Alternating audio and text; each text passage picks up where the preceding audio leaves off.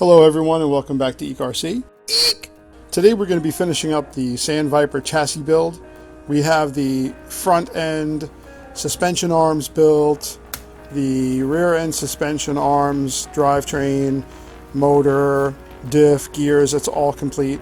So we just have to mount it onto the chassis, put in the electronics, do some testing, and hopefully have this running by the end of the video. Okay, on to assembling the front and rear dampers. Always have one of these handy. I have all the parts separated. So I went ahead and pre-set up these shafts with the E-clips. These are not fun. It's the front and the rear, and we're all set to assemble them now and put the oil in.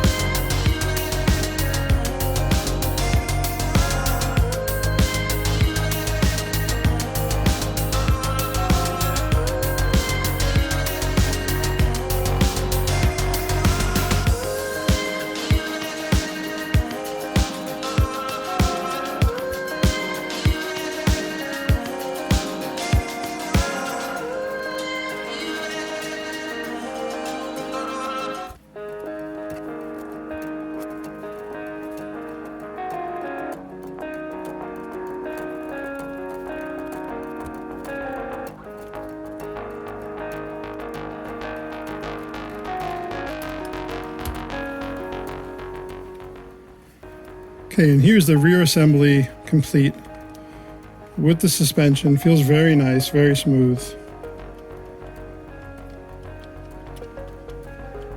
I'm not a fan of these pins here. I actually like the ball connectors better. Maybe I'll upgrade that at some point. Just don't like how much play is there.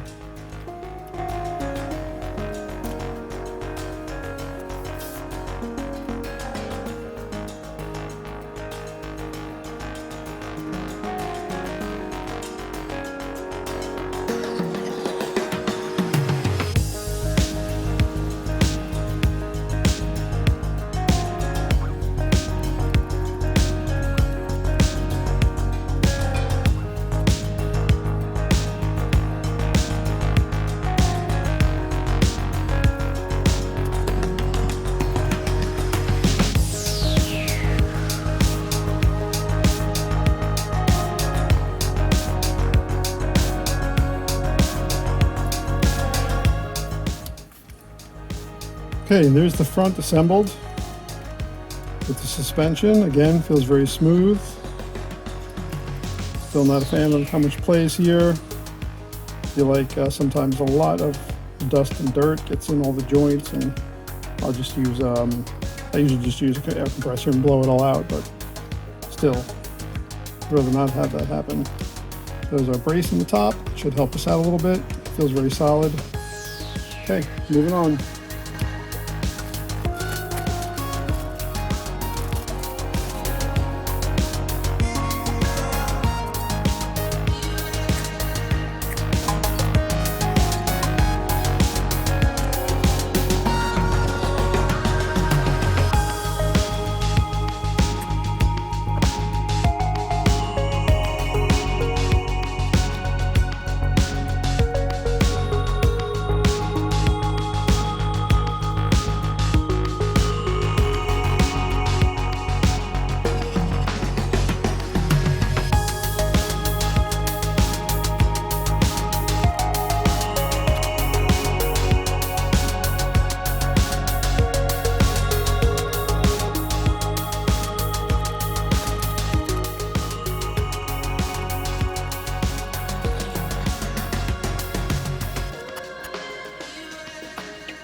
Okay, now it's time for the electrics. We got our chassis ready. I'm just going to get the servo. I'm going to be using the high torque servo saver. These are fantastic. I would recommend these. I would not use the kit ones. That's just me.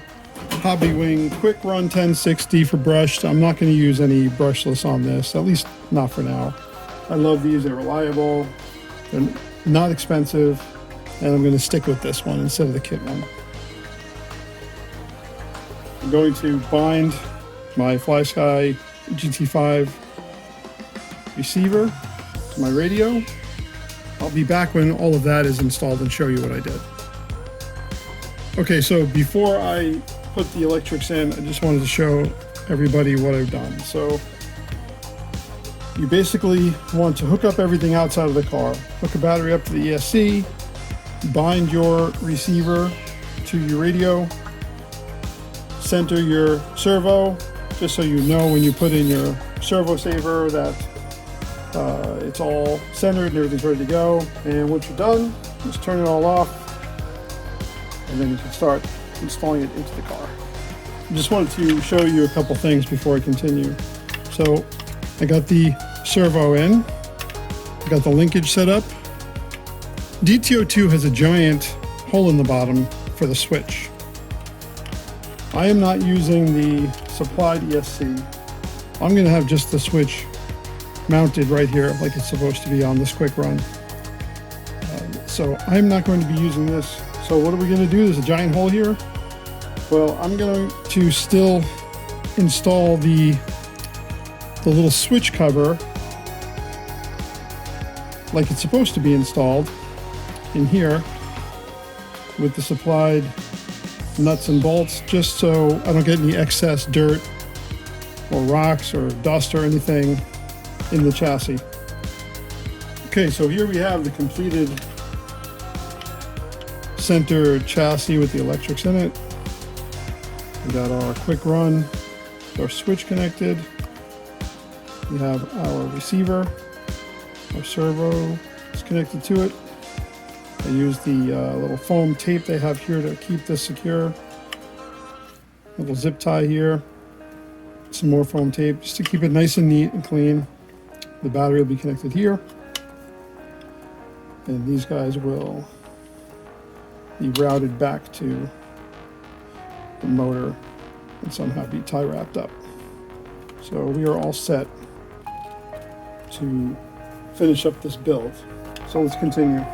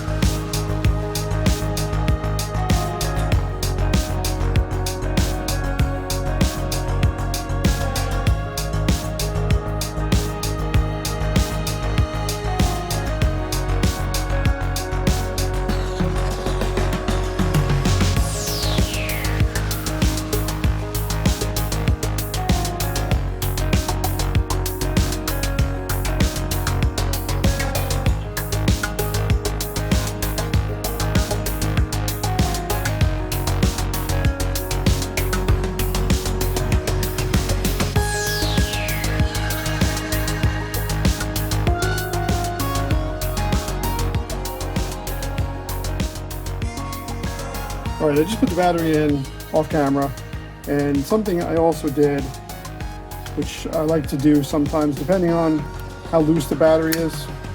I usually use NIM batteries. I like to kind of just go old school with these. So in here, I put some foam tape, just a couple strips of foam tape. It keeps it in here a lot more secure, and it's a lot less noisy. There's a lot of times with these DT-02s, all you hear when these things are moving around is just the rattling around of the battery over and over again. It kind of gets irritating. All right, so these tires and wheels, I think I showed you guys in the unboxing. This is what I'm using. I'm using egress wheels from JCRacing. They're really incredible wheels. They look great, perform well. Got some Schumacher tires on it, some foam inserts, and these should be great for this buggy.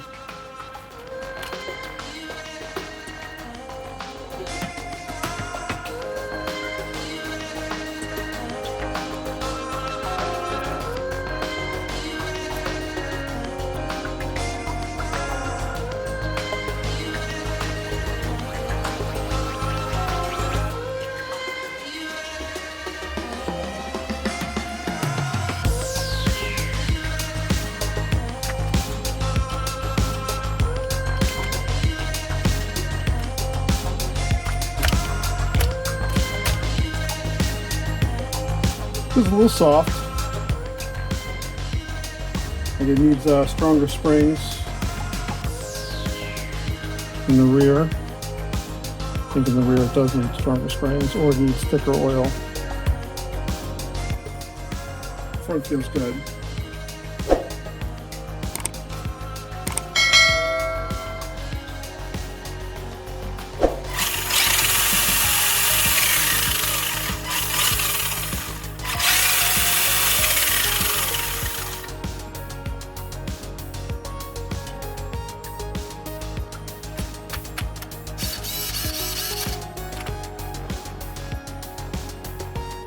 Alright guys, I'm going to stop here. I think we've done quite a bit, and I think the buggy came out fantastic.